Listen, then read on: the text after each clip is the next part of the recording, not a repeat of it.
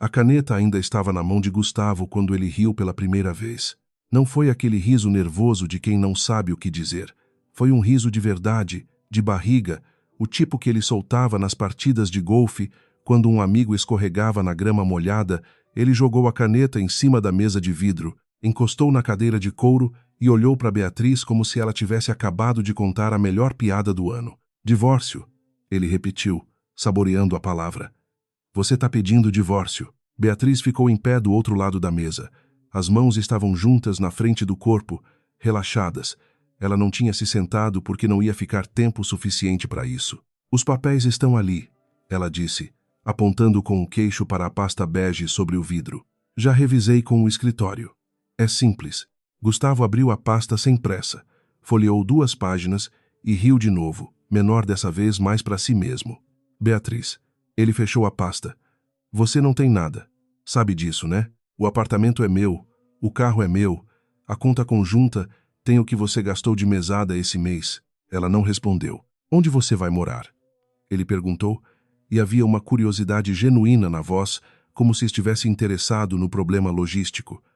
Volta para a casa da sua mãe? Ela ainda mora naquele apartamento de 2 quartos em Santo André? Gustavo. A voz dela saiu igual a como entrou, sem volume extra, sem tremor. Você vai assinar ou não? Ele pegou a caneta de volta, folheou até a última página, encontrou a linha pontilhada e assinou com o mesmo floreio que usava em contratos de 10 milhões. Empurrou a pasta de volta com 2 dedos. Boa sorte, ele disse. Vai precisar. Beatriz pegou a pasta, colocou na bolsa de couro marrom que Gustavo nunca tinha prestado atenção e foi embora sem olhar para trás. No elevador, ela tirou o celular e mandou uma mensagem de 3 palavras para um número salvo apenas como H. Está assinado. Avança. O celular vibrou quase imediatamente. Uma resposta de 2 palavras. Recebido. Luxemburgo. Ela colocou o celular no bolso. As portas do elevador abriram para o lobby de mármore do edifício Veltrani, o prédio que a família Veltrani ergueu 40 anos atrás, e que ainda ostentava o nome em dourado acima da entrada. Ela atravessou o lobby sem apressar o passo. O segurança na portaria assentiu com a cabeça. Lá fora, São Paulo estava cinza e quente ao mesmo tempo, que era o jeito que São Paulo sempre estava. Ela entrou no táxi que a esperava e só então, com a cidade correndo pela janela, ela fechou os olhos por exatos 4 segundos. Não foi alívio. Não foi tristeza. Foi o jeito que ela sempre fazia quando encerrava uma fase e contava 4, deixava o peso pousar e abria os olhos de novo com a próxima etapa já na cabeça. A próxima etapa tinha começado 8 meses antes. Naquele tempo, Beatriz tinha 32 anos e 3 anos de casamento com Gustavo Veltrani, herdeiro de uma construtora familiar que valia, nos papéis, uns 230 milhões. Na prática, valia menos. Ela sabia disso porque tinha lido os balanços que ficavam na mesa do escritório de casa, quando Gustavo achava que ela estava dormindo. Ela sempre leu. Gustavo nunca percebeu porque ele achava que ela não entenderia mesmo que lesse. Era esse o tipo de homem que ele era. Não era cruel de propósito. Era pior. Era descuidado. O tipo que chega em casa às 11 da noite sem avisar e acha que tive reunião é explicação suficiente. O tipo que convida os amigos para jantar sem perguntar e depois reclama baixinho para a mãe que a comida não ficou tão boa. O tipo que assina papéis sem ler porque ele é o Veltrani, e os Veltrani não leem contrato. Contrato é para advogado. Beatriz tinha lido o contrato pré-nupcial com muito cuidado. Havia uma cláusula no artigo 8, subitem 3, que os advogados dele tinham inserido, achando que protegia os interesses dele e protegia, mas também criava uma saída limpa para ela em caso de divórcio, sem disputa de ativos não declarados. Ela tinha sublinhado mentalmente aquela cláusula no dia em que assinou, guardado a informação no mesmo lugar onde guardava tudo, e esperado. Ela era boa em esperar. Dona Cláudia soube do divórcio naquela mesma tarde. Ela ligou para o celular de Beatriz às 4h30, que era a hora em que ela normalmente tomava chá e lia as notícias do mercado financeiro, hábito que os filhos achavam que ela tinha abandonado décadas atrás, quando o marido morreu e ela passou o comando formal da construtora para Gustavo. Beatriz. A voz de Dona Cláudia tinha aquela textura seca e direta de quem passou 70 anos não desperdiçando palavras. Você tem certeza? Não era uma pergunta. Tenho, Beatriz disse. Um silêncio. Não do tipo desconfortável, do tipo que Dona Cláudia usava quando estava processando algo e decidindo quanto ia revelar. Gustavo disse que você não pediu nada. Não precisei. Outro silêncio. Mais longo dessa vez. E então Dona Cláudia disse uma coisa que Beatriz guardou com muito cuidado. A Álvora Capital. Só isso. O nome de uma empresa. Dito no meio do nada, sem contexto, como se fosse uma observação sobre o tempo. Beatriz não respondeu. Ficou quieta do outro lado da linha. E Dona Cláudia, e essa foi a coisa que Beatriz notou. A coisa que ficou deixou o silêncio durar um segundo a mais do que precisava, como se estivesse medindo uma reação que não veio. Cuide-se, Dona Cláudia disse por fim, e desligou. Beatriz colocou o celular na mesa do apartamento alugado que ela tinha assinado 3 semanas antes, num endereço em Pinheiros que Gustavo não conhecia. Era um apartamento pequeno para os padrões dela atual, grande para os padrões que Gustavo imaginava que ela tinha agora. Ela abriu o notebook e entrou num sistema de videoconferência com criptografia própria. Henrique apareceu na tela 40 e poucos anos, terno azul marinho, o fundo de um escritório em Lisboa que ela nunca tinha visitado pessoalmente. A proposta de aquisição sai quando? Ela perguntou. Sem cumprimento. Segunda-feira. 32% das cotas da Veltrani Incorporações, via a Delvaux Holding, compradas no mercado secundário nas últimas semanas. Abaixo do radar. Henrique ajeitou os óculos. Mais 21% já estão comprometidos com 3 fundos que vão votar junto com a gente na Assembleia.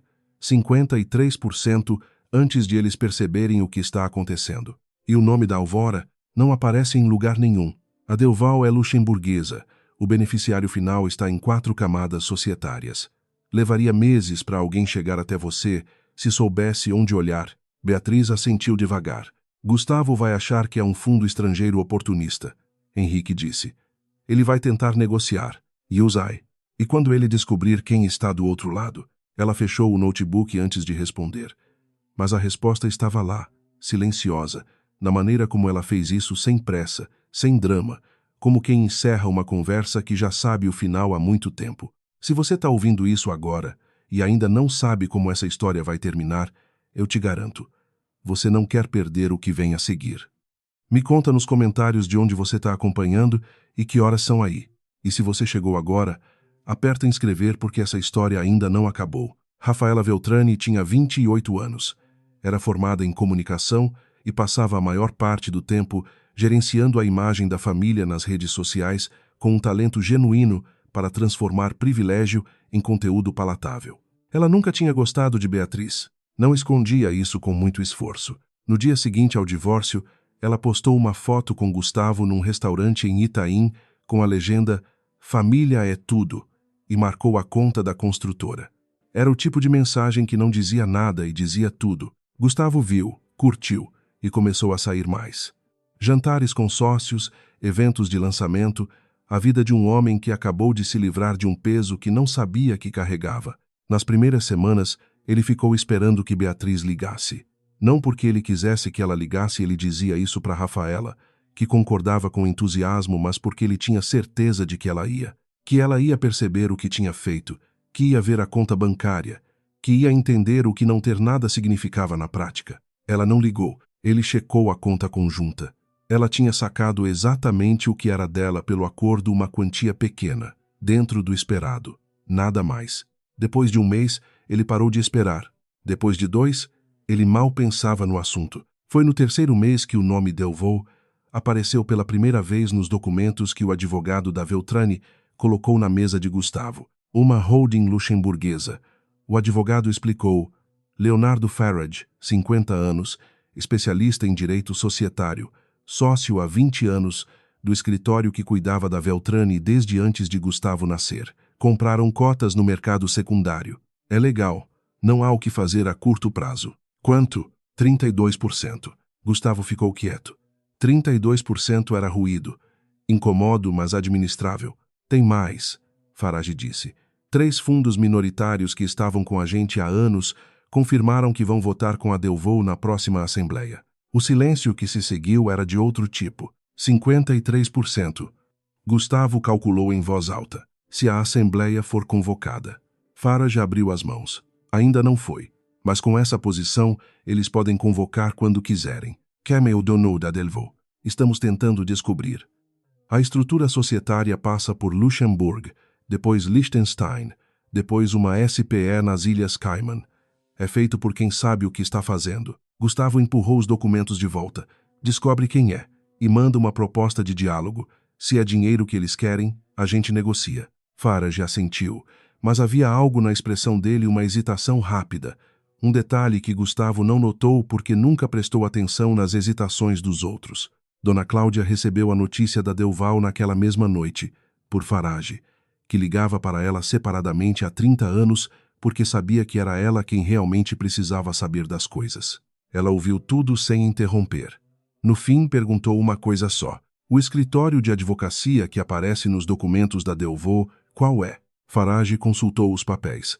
Marques Assunção, especializado em M.A. Internacional. Dona Cláudia ficou quieta por um tempo que Farage aprendeu a não preencher.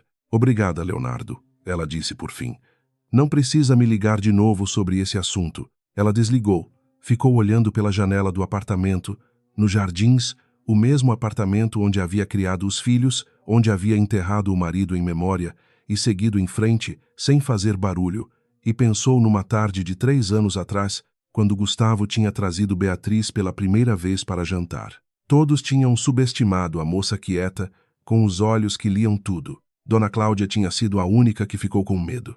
A proposta de diálogo que Gustavo mandou para Delvaux voltou respondida em 48 horas. Não era uma resposta de fundo que quer dinheiro. Era uma lista de exigências. 2 assentos no Conselho de Administração, auditoria independente dos últimos 5 anos de balanço e suspensão imediata de 3 contratos de obra que a Delvaux classificava como estruturalmente irregulares. A linguagem era cirúrgica, cada parágrafo apontando exatamente onde a Veltrani sangrava. Gustavo leu 2 vezes. Depois ligou para Farage. Isso não é fundo oportunista, ele disse. Isso é alguém que conhece a empresa por dentro. Concordo. Ex-funcionário? Concorrente? Estamos verificando. Mas a profundidade das informações nos documentos sugere acesso a dados internos que não são públicos. Gustavo ficou de pé. Foi até a janela do escritório no 18º andar e ficou olhando para o eixo da Faria Lima como se a resposta estivesse no engarrafamento lá embaixo. Quantas pessoas tinham acesso a esses balanços nos últimos 3 anos? Farage fez uma pausa. Poucos. Você, eu, o CFO, 2 diretores. Uma pausa menor. E pessoas da família com acesso ao escritório de casa. Gustavo continuou olhando pela janela. Não disse nada. Gustavo, já ouvi, ele disse. Continua investigando. Mas não é isso. Ele desligou convicto. E essa convicção, a certeza de que não podia ser isso, porque ela não era capaz, era exatamente o tipo de erro que custava tudo. Rafaela apareceu no escritório dele sem avisar naquela quinta-feira.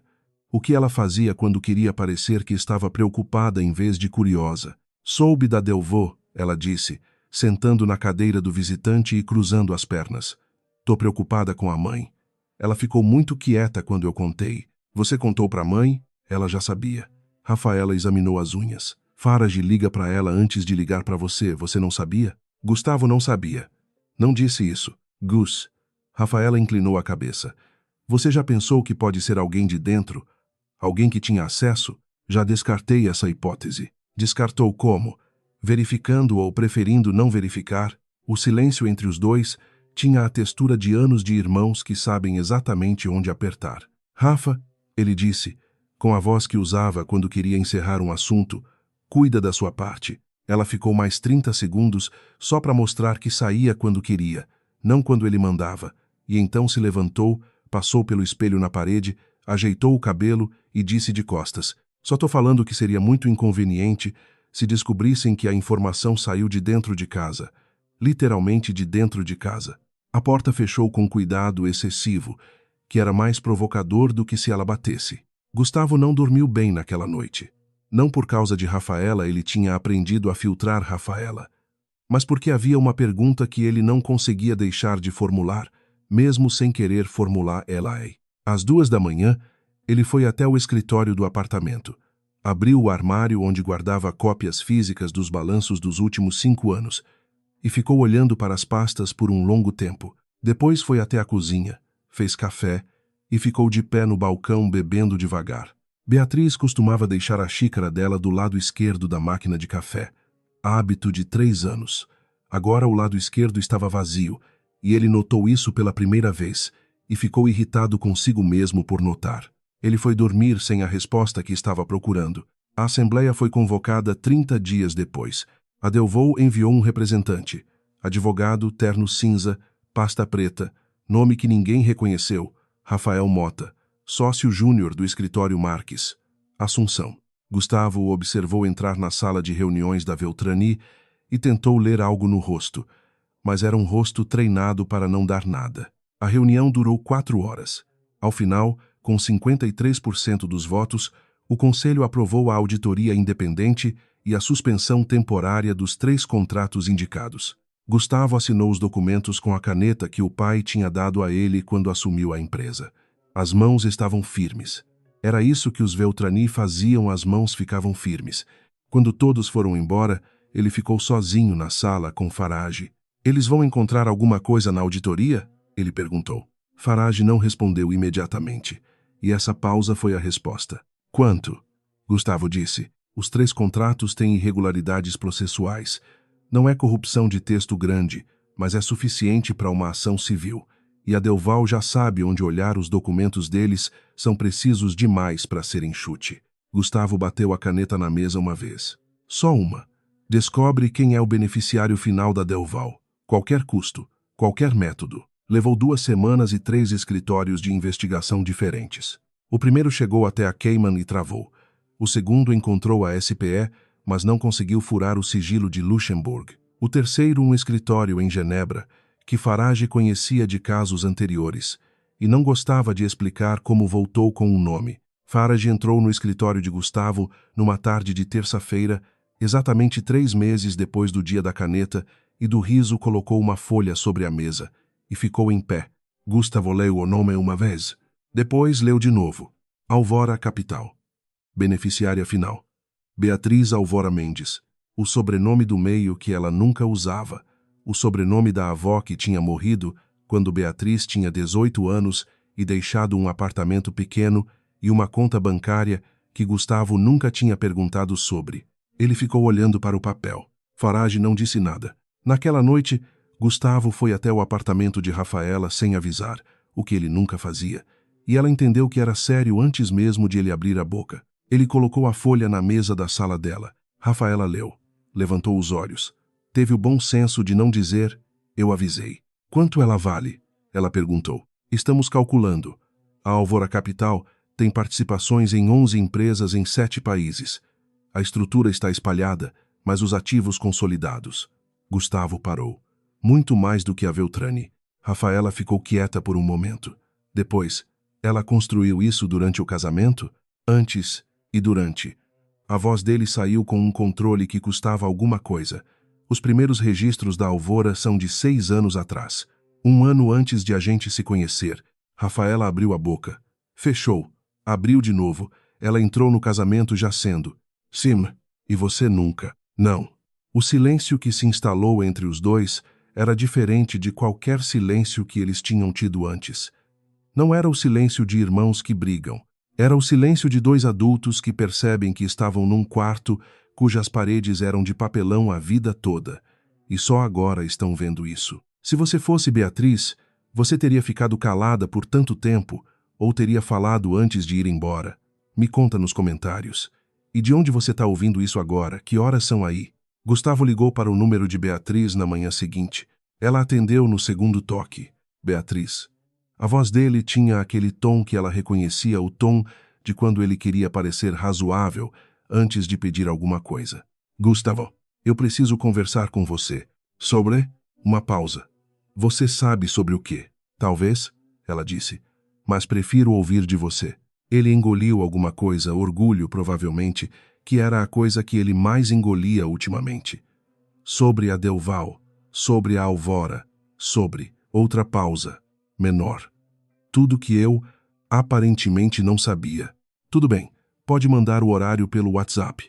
Ela estava prestes a desligar quando ele disse: Beatriz, por que você não falou? Ela ficou quieta por exatamente um segundo, não de hesitação, mas de escolha, decidindo quanto dar de graça antes da conversa certa. Por que você nunca perguntou? Ela disse e desligou. Eles se encontraram 2 dias depois, num restaurante no Itaim que era neutro o suficiente, nem o território dele, nem lugar nenhum que ela frequentasse de verdade. Gustavo chegou 5 minutos antes e ficou arrependido disso porque pareceu ansioso, o que era exatamente o que era. Ela chegou na hora. Vestido azul escuro, cabelo preso, a mesma bolsa de couro marrom que ele nunca tinha prestado atenção. Sem assessora, sem advogado, sem ninguém, ela se sentou do lado oposto, pediu água com gás e esperou. Gustavo colocou a folha com o nome da Alvora sobre a mesa.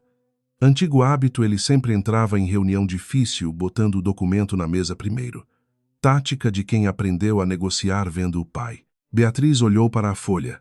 Não tocou. Quando começou? Ele perguntou. A Álvora, 6 anos atrás. Antes de a gente. Sim. E durante o casamento você continuou? Sim. Ela pegou o copo d'água. Você tem mais perguntas factuais ou quer ir direto ao que importa? Gustavo ficou encarando ela. Estava tentando encontrar, no rosto que ele tinha acordado ao lado por 3 anos, alguma coisa que fosse nova, algum ângulo que ele não conhecia, mas o problema era que o rosto era o mesmo. Ela não tinha mudado. Era ele que estava olhando diferente. Por que a Veltrani? Ele disse. Por que comprar a empresa da minha família? Porque os 3 contratos que a Delvaux sinalizou têm irregularidades que eu identifiquei 2 anos atrás. A voz dela era direta, sem crueldade decorativa. Eu tentei mencionar uma vez. Você disse que eu não entendia de construção civil. Ele se lembrou. Não da conversa específica, mas da sensação, a sensação de ter dispensado o que ela disse porque ela disse. Algo se mexeu no peito dele, mas ele não deu nome. O que você quer? Ele perguntou. Dinheiro? Controle? Você quer me ver pedir? Não quero nada de você, ela disse. Simples. A auditoria vai encontrar o que precisa encontrar. O conselho vai tomar as decisões que precisa tomar. Eu tenho uma posição acionária que me dá direitos e vou exercê-los. Você vai destruir a empresa. Vou proteger os ativos que comprei. Ela inclinou a cabeça levemente. Se a empresa sobrevive, depende do que a auditoria encontrar e de o que o Sr. Gustavo Veltrani decidir fazer com o tempo que ainda tem. O jeito que ela disse Sr. Gustavo Veltrani, formal, distante, como se estivesse falando de uma terceira pessoa, foi mais certeiro do que qualquer palavra mais alta teria sido. Ele ficou quieto. Ela pegou a bolsa, colocou de volta no ombro e se levantou. Meu escritório vai entrar em contato com o Farage sobre os próximos passos da auditoria. Beatriz. Ele disse o nome com uma urgência que saiu antes que ele decidisse deixar sair. Você não vai me dar uma chance de explicar? Ela parou. Não se virou imediatamente e ficou de lado por um instante, o suficiente para ele ver o perfil do rosto que ele tinha subestimado por anos. Você riu, ela disse baixinho. Quando eu pedi o divórcio, você riu. Ela se virou então, olhou direto para ele. Não de nervoso, de verdade. Você achou graça. Ele não negou porque era verdade. Esse foi o último dado que eu precisava, ela disse, e foi embora. Gustavo ficou sozinho à mesa com a folha de papel e 2 copos d'água, um cheio e um meio vazio. O garçom veio perguntar se ele ia pedir alguma coisa. Ele disse que não, pediu a conta e ficou mais 10 minutos sem se mexer. Então pegou o celular e ligou para a Dona Cláudia. Ela atendeu no primeiro toque, o que ela raramente fazia. Mãe. A voz dele tinha perdido o controle de camadas que ele mantinha em público. Você sabia? Dona Cláudia ficou em silêncio por um tempo que seria rude com qualquer outra pessoa. Mãe, o que exatamente você está perguntando, Gustavo? Você sabia quem ela era? O que ela tinha? Mais silêncio. E então, com a economia de palavras de sempre, eu suspeitava. O som que saiu da garganta de Gustavo não era palavra nenhuma. Eu tentei, Dona Cláudia começou. Quando? 3 vezes. Você disse que eu estava me intrometendo. A voz da mãe não tinha acusação, era pior. Era apenas factual. A segunda vez você disse que eu nunca tinha gostado dela e que usava qualquer desculpa para criticar. A terceira eu parei de tentar. Gustavo fechou os olhos. Escuta, Dona Cláudia disse, mais baixo. Essa menina é mais Veltrani do que você imagina. Ela pensa em geração, não em trimestre. Aprendi isso em 40 anos casada com seu pai. Uma pausa. Tarde demais para você, talvez. Mas não é tarde para a empresa. Se você for esperto. Ela não quer acordo. Beatriz sempre quis o acordo certo, Dona Cláudia disse. O problema é que você nunca descobriu qual era. Ela desligou. E Gustavo ficou com o telefone na mão, no restaurante vazio de Itaim, com a sensação crescente de que havia entendido tudo errado desde o começo a mulher, o casamento, o divórcio, o riso, e que esse entendimento errado ia custar muito mais do que 53% de qualquer empresa. A auditoria entregou o relatório preliminar 4 semanas depois. Era pior do que Farage tinha previsto não criminalmente, mas civilmente grave o suficiente para que 3 dos principais credores da Veltrani pedissem revisão de garantias. O banco que financiava o maior canteiro em andamento suspendeu o crédito rotativo enquanto aguardava os resultados finais. Sem esse crédito, a obra parava em 90 dias. Rafaela ligou para Gustavo às 6 da manhã, quando saiu a notícia nos portais especializados. Você precisa fazer alguma coisa, ela disse, sem bom dia. Tô fazendo. O quê? Ficando parado enquanto ela destrói tudo? Rafa. Não, Gustavo. Não é hora de ficar razoável. Ela era sua esposa. Ela usou informação que pegou dentro de casa, dentro do seu casamento. Ela não usou nada que seja judicialmente questionável. A voz dele saiu cansada. O Farage verificou 2 vezes. O que ela fez é completamente legal. Legal. Rafaela deu uma risada seca. Que bom. Vou escrever isso na lápide da empresa. Para. A palavra saiu com um peso que fez Rafaela parar de verdade. Eu preciso pensar. E você ligando às 6 da manhã não ajuda. Ela desligou sem despedida, que era o jeito dela de dizer que estava com raiva, mas que ia deixar ele ter o espaço que pediu. Gustavo pensou por 2 dias. No terceiro, ele foi até o apartamento em Pinheiros, cujo endereço ele tinha conseguido com muito mais facilidade do que esperava. Ela estava listada no cadastro do condomínio sem nenhuma proteção especial, o que era ou descuido ou convite, e ele não sabia qual dos dois era pior.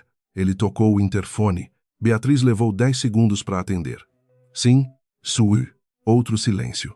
E então, sobe. O apartamento era diferente do que ele imaginou. Não era de austeridade performática, mas também não havia nada supérfluo, uma estante cheia de livros que pareciam ter sido de fato lidos, uma mesa de trabalho com 2 monitores, uma planta grande na janela que recebia sol da tarde.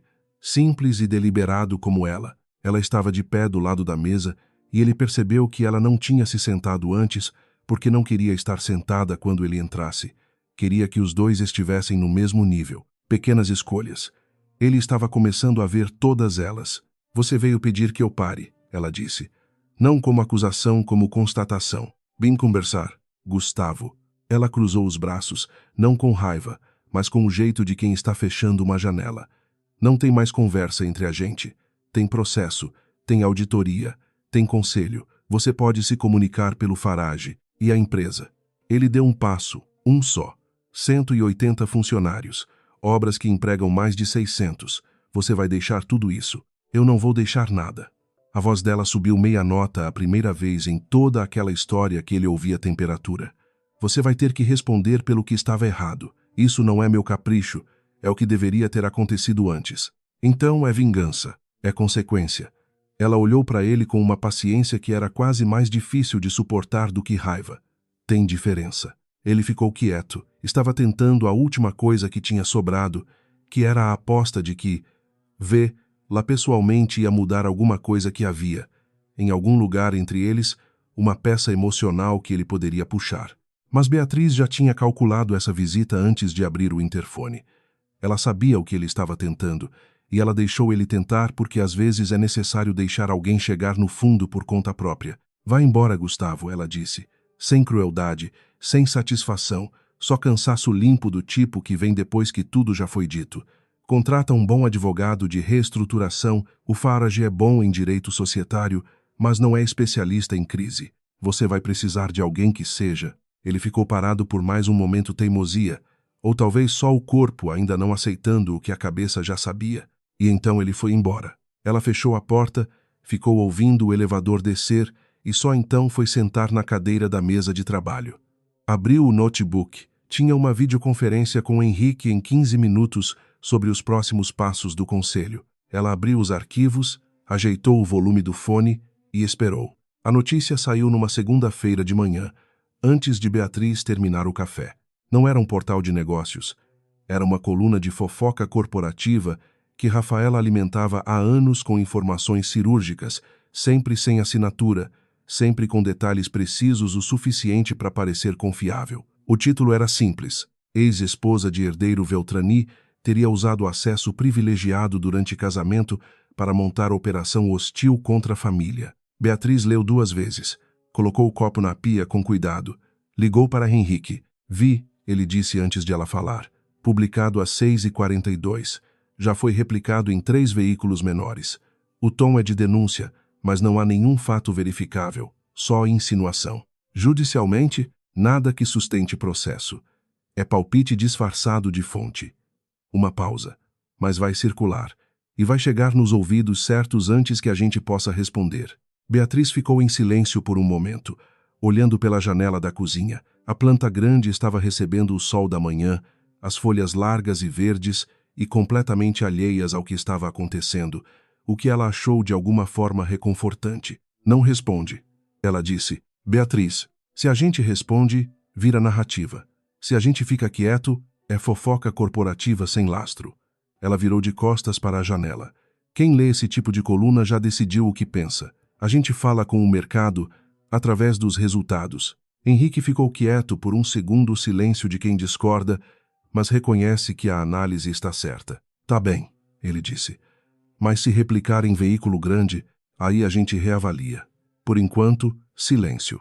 Ela desligou e foi tomar banho antes da primeira reunião do dia. Rafaela viu que não havia resposta e interpretou isso como medo. Era o tipo de erro que ela cometia quando estava ganhando ou achando que estava. Ela foi pessoalmente ao escritório da Veltrani naquela tarde, algo que fazia com menos frequência desde que Gustavo tinha assumido e deixado claro, de maneiras sutis, que a presença dela perturbava o ritmo das coisas. Mas agora ela tinha informação, e informação era moeda, e ela sabia usar moeda. Gustavo estava ao telefone quando ela entrou. Ele fez um gesto para esperar. Ela não esperou, sentou na cadeira do visitante e ficou olhando para ele com a paciência de quem tem todo o dia. Quando ele desligou, ela disse, a coluna funcionou. Já tem gente ligando para perguntar sobre a Beatriz. Quem ligou? 2 jornalistas. Um sócio minoritário que ficou preocupado. Ela abriu as mãos. A narrativa está se instalando. Agora é alimentar devagar. Para. Ela parou. Olhou para o irmão. Gustavo estava com o cotovelo na mesa e a mão na testa. O que ele fazia quando estava com dor de cabeça ou quando estava tentando não dizer alguma coisa no tom errado. Você publicou aquilo. Eu forneci contexto para uma fonte jornalística. Rafa, a voz dele saiu baixa. Não precisa mentir para mim. Você publicou. Tá bem, mas isso não vai funcionar. Tá funcionando. Eu acabei de... Ela não respondeu. Ele levantou os olhos. Você sabe o que isso significa? Rafaela ficou quieta, mas o silêncio tinha uma rigidez defensiva. Significa que ela já calculou, Gustavo disse. Ela sabe que responder dá mais vida pro assunto. Ela vai deixar passar. E em 2 dias, ninguém vai mais lembrar. E a posição acionária dela continua intacta e a auditoria continua em andamento. Ele encostou na cadeira. Você deu um soco num pneu de caminhão e acha que machucou o caminhão. Rafaela cruzou os braços. Então o que você propõe? Ficar esperando que ela decida o que fazer com a nossa empresa? É o que vai acontecer de qualquer jeito se a auditoria confirmar as irregularidades. Então contesta a auditoria. Com que argumento? Que os números estão certos. Ele se levantou, foi até a janela e ficou de costas para ela. Os números não estão certos, Rafa. É isso que a gente não consegue admitir. O silêncio que se instalou era diferente de todos os anteriores entre eles.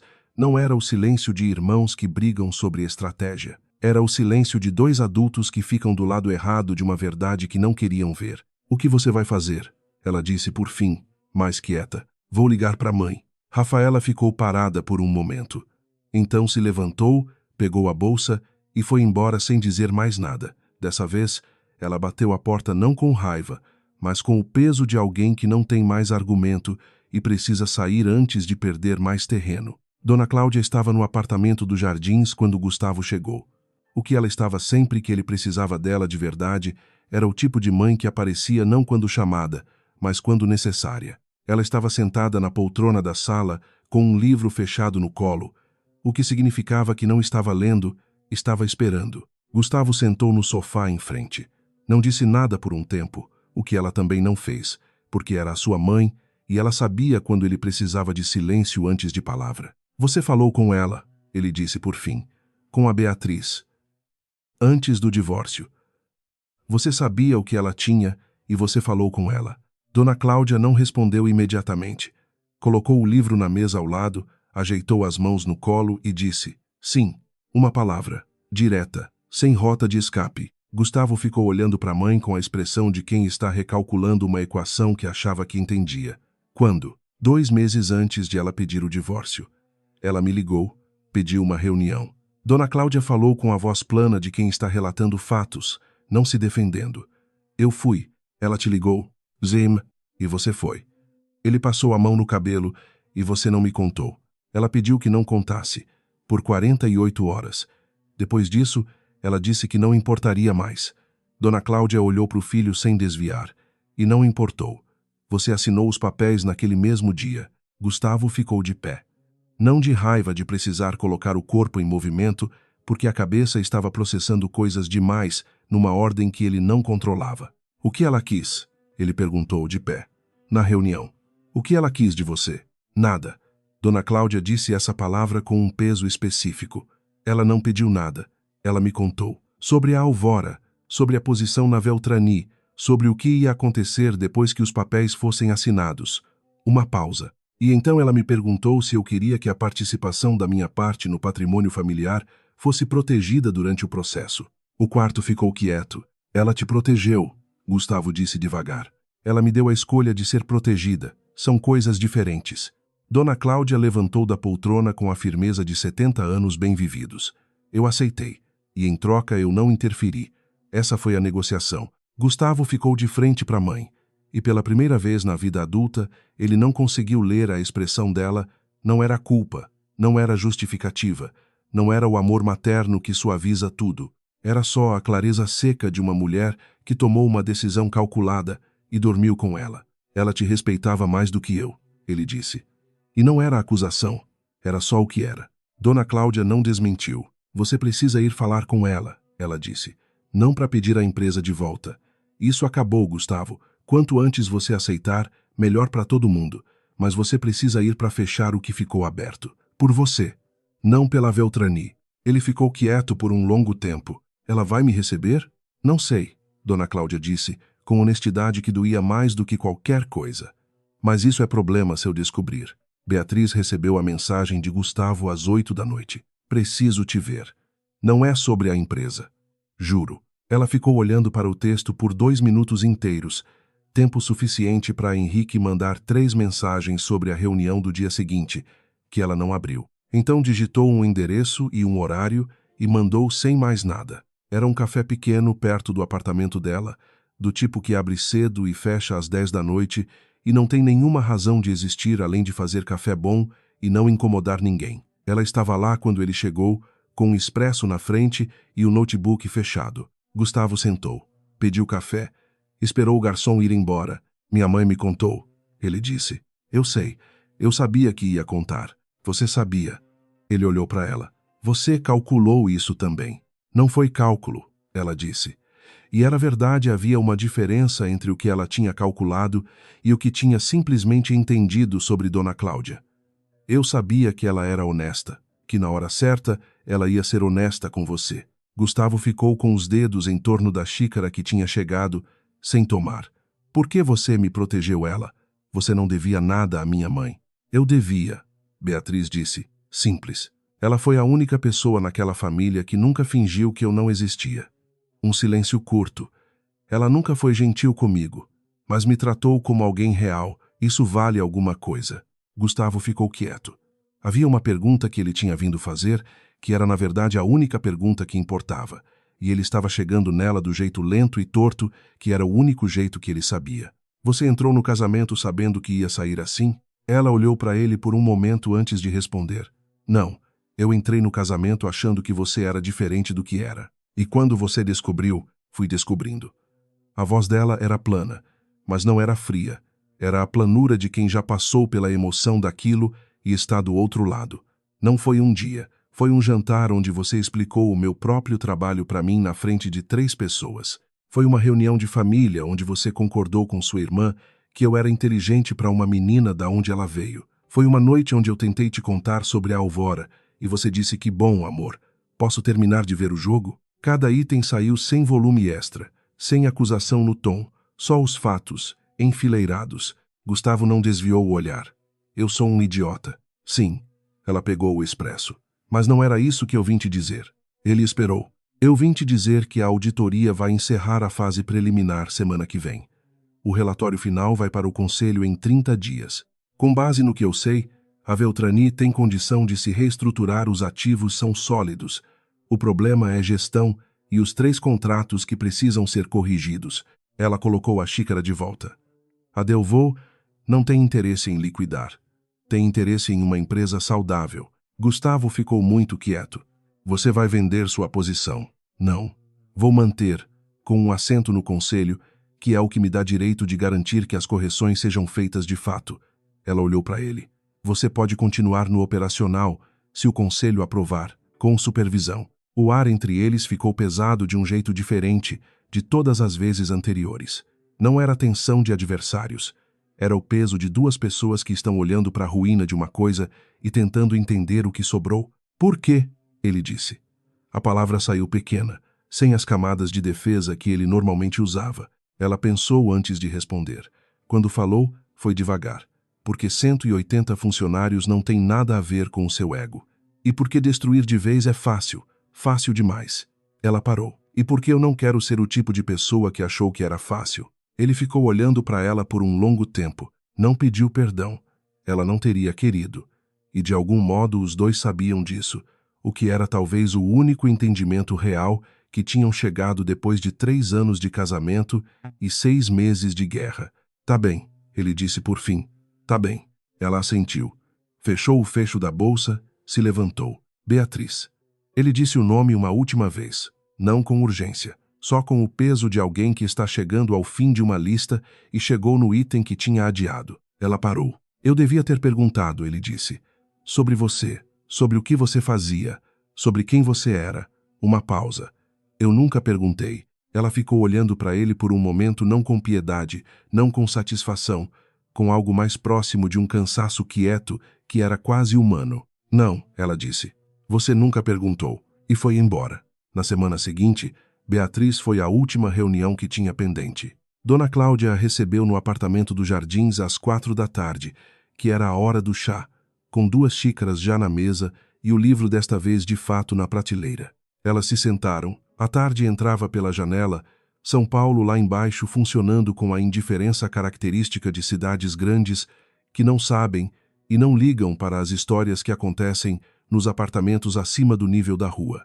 Você vai manter a posição na empresa, Dona Cláudia disse. Não era pergunta. Gustavo vai precisar aprender a trabalhar com supervisão. Vai ser difícil para ele. Vai. Dona Cláudia tomou um gole de chá. Colocou a xícara. Você poderia ter me deixado de fora. Nas negociações, minha parte no patrimônio estava vulnerável. E o Zay? Por que não deixou? Beatriz ficou em silêncio por um momento, não calculando, mas escolhendo com cuidado, porque Dona Cláudia merecia precisão, porque você era a única pessoa que olhava para mim como se eu fosse alguém que precisava ser levada a sério. Ela parou, mesmo que você nunca tenha dito isso em voz alta. Dona Cláudia ficou olhando para ela por um longo tempo. Havia algo no rosto da mulher de 70 anos que Beatriz não tinha visto. Antes não era arrependimento, porque Dona Cláudia não era do tipo que se arrependia facilmente. Era mais próximo de um reconhecimento tardio. O tipo que dói levemente não porque chegou, mas porque demorou. Eu devia ter dito, Dona Cláudia disse, em voz alta. Sim, Beatriz disse, mas eu entendo por que não disse. Dona Cláudia assentiu com a cabeça uma vez, pequena. E esse assentimento era o equivalente nela de uma confissão longa. Elas ficaram um tempo sem falar, bebendo chá, com São Paulo do lado de fora, e o silêncio entre elas com a textura rara de um silêncio que não precisava ser preenchido. Beatriz saiu do apartamento dos Jardins quando o sol estava baixo, laranja e pesado no horizonte que São Paulo deixava ver entre os prédios quando queria. Ela caminhou até o carro, jogou a bolsa no banco do passageiro e ficou sentada por um momento sem ligar o motor. Ela tinha ganhado. Nos números, nas cotas, na auditoria, no conselho, em tudo que podia ser medido, ela tinha ganhado. A Veltrani ia se reestruturar sob condições que ela ditava. Os 3 contratos iam ser corrigidos. O nome da Alvora Capital ia aparecer em breve nas listas das holdings com maior crescimento do ano. E ainda assim, havia uma coisa pequena que ela não tinha calculado. Não a traição de Gustavo, não a covardia de Rafaela, não a negociação fria de Dona Cláudia. Ela tinha calculado tudo isso com precisão. O que ela não tinha calculado era que no fim, quando a conta estivesse fechada e o silêncio chegasse de verdade, a única pessoa que ela ia sentir falta de ter tido ao lado era a mesma que tinha escolhido o silêncio por interesse próprio. Dona Cláudia tinha a visto, tinha entendido quem ela era e tinha usado esse entendimento com elegância, da mesma forma que Beatriz usava tudo que sabia como proteção, não como conexão. Eram parecidas demais, as duas. E era isso que doía. De um jeito limpo e sem saída, ela ligou o carro. O celular vibrou Henrique, com a confirmação de uma reunião em Lisboa para a semana seguinte, e mais 2 anexos que ela ia precisar revisar antes de dormir. Ela deu a seta, entrou no trânsito e deixou São Paulo fazer o que São Paulo faz: engolir tudo e continuar em frente sem perguntar se a pessoa está pronta. Ela estava pronta, ou pelo menos era isso que ela ia continuar dizendo até ficar verdade, que era exatamente o jeito que ela tinha chegado até aqui. Qual foi o momento que mais te pegou nessa história? Foi quando ela desligou o telefone sem responder? Foi quando a Dona Cláudia admitiu que negociou com ela? Ou foi o final, quando você percebeu o preço que ela pagou mesmo ganhando tudo? Me conta nos comentários. De onde você está ouvindo e que horas são aí, a gente lê todos. Manda essa história para alguém que precisa ouvir hoje. Não porque você gostou, porque tem gente que precisa lembrar que ser subestimada não é o fim. Dá um like para mais gente conseguir encontrar essa história. E se você chegou agora, aperta inscrever, tem muito mais por vir.